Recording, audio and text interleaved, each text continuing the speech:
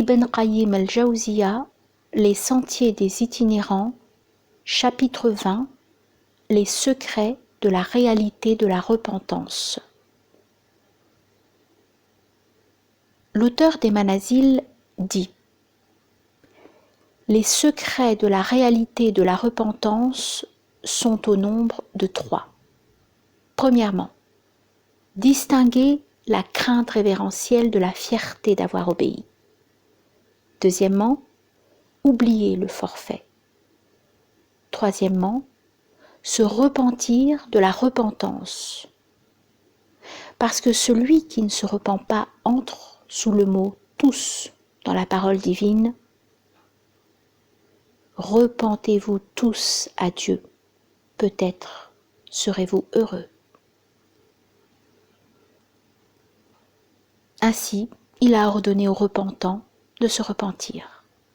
Premièrement, pour ce qui est de la distinction entre la crainte révérentielle et la fierté d'avoir obéi.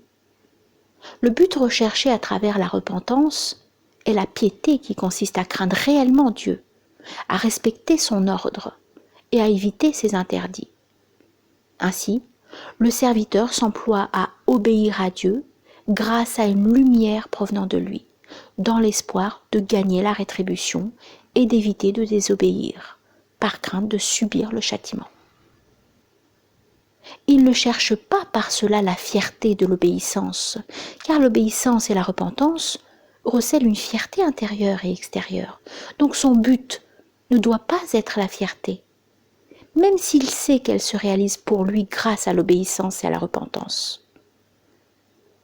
Celui qui se repent pour obtenir la fierté, sa repentance est affectée. Il est rapporté dans l'une des traditions anciennes que Dieu, qu'il soit exalté, a révélé à l'un de ses prophètes. Dis à tel ascète, pour ce qui est de ton renoncement au bas monde, tu as voulu obtenir rapidement la tranquillité. Et pour ce qui est de ton dévouement envers moi, tu as voulu en tirer de la fierté. Mais qu'as-tu fait en ce qui concerne ce que tu me dois ? L'ascète en question dit : Seigneur, qu'est-ce que je te dois après cela ? Dieu lui dit : t'es-tu attaché pour moi à un saint ? As-tu pris en animosité pour moi un ennemi ? Ainsi, la tranquillité et la fierté sont sa part, et il les a obtenues grâce à l'ascèse et à la dévotion.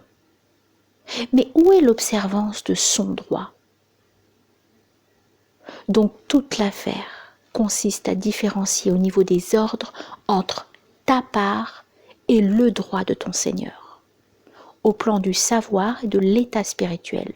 Or, beaucoup d'hommes sincères sont leurrés par leurs propres états à ce sujet, et il n'y a que de rares hommes doués de discernement et de clairvoyance qui peuvent le faire.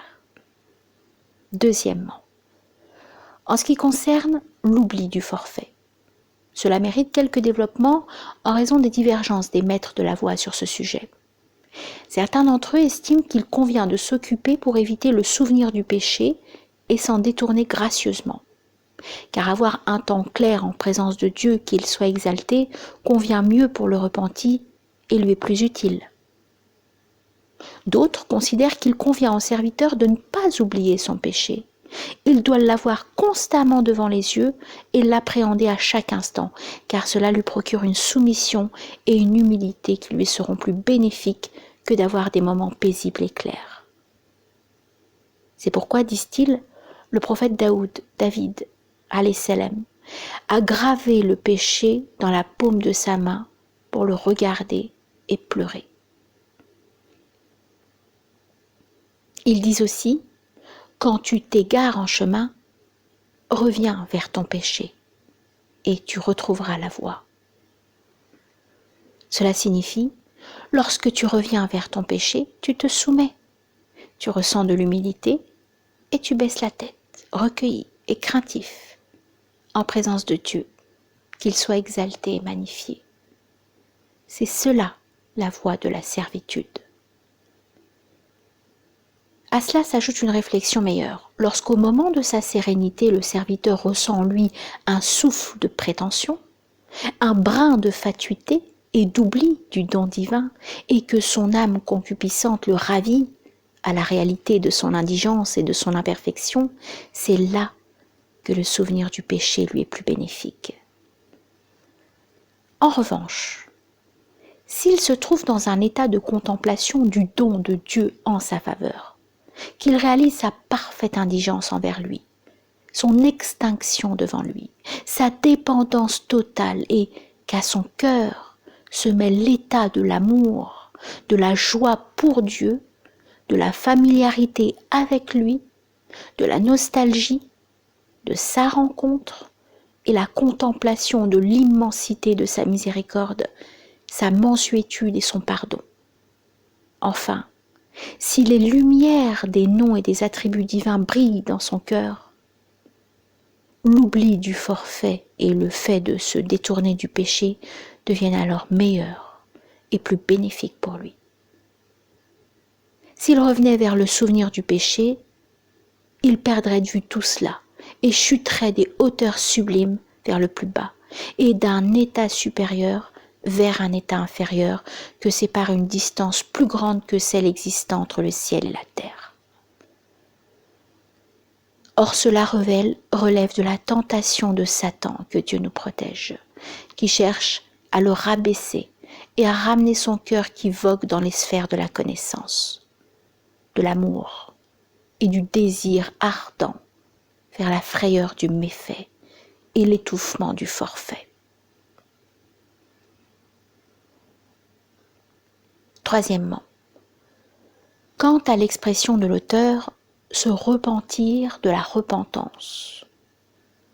Elle relève des généralités qui peuvent vouloir dire aussi bien la vérité que l'erreur, bien que le locuteur y vise la vérité sans faire de distinction.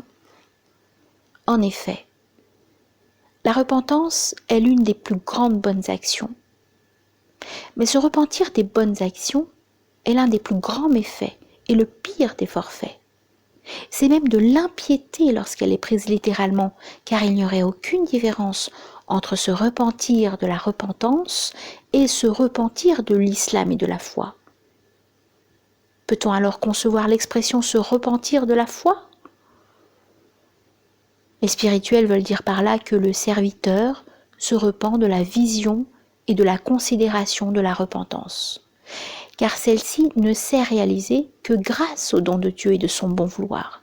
D'ailleurs, si Dieu abandonnait le serviteur à son âme, celle-ci ne permettrait jamais que la repentance devienne effective. Aussi, lorsque le serviteur voit la repentance, constate qu'elle procède de lui et oublie le don de Dieu en sa faveur, puis ne se repent pas de cette vision, cette insouciance ne constitue ni la repentance elle-même, ni l'un de ses éléments, ni l'une de ses conditions, mais c'est un autre forfait qu'il a éprouvé après la repentance. Il doit donc se repentir de ce forfait, comme il s'est repenti du premier. Car en tout et pour tout, il ne s'est repenti que d'un péché. Mais comment peut-on dire qu'il s'est repenti de la repentance ? Ce sont là des propos inconcevables, qui ne sont pas exacts en eux-mêmes. Tout ce qu'il y a, c'est que la repentance peut avoir des déficiences, des imperfections et des vices qui empêchent sa perfection. Et celui qui l'assume peut s'en rendre compte ou ne pas s'en rendre compte. Il se repent donc de la déficience de la repentance et du fait de ne pas lui avoir rendu son droit. Cela non plus ne relève pas de la repentance, car c'est une repentance de l'absence de la repentance. En effet, la part qui existe d'elle est une obéissance dont on ne se repent pas, et c'est la part absente qui exige la repentance. Certes, il y a là un troisième aspect extrêmement subtil qui mérite d'être considéré.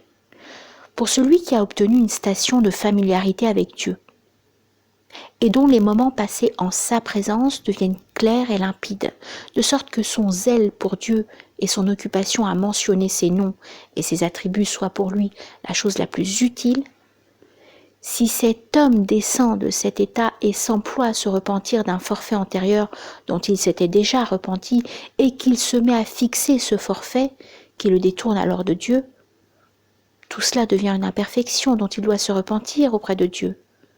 C'est là une façon de se repentir de cette repentance, car elle est ici une chute de la transparence vers l'éloignement.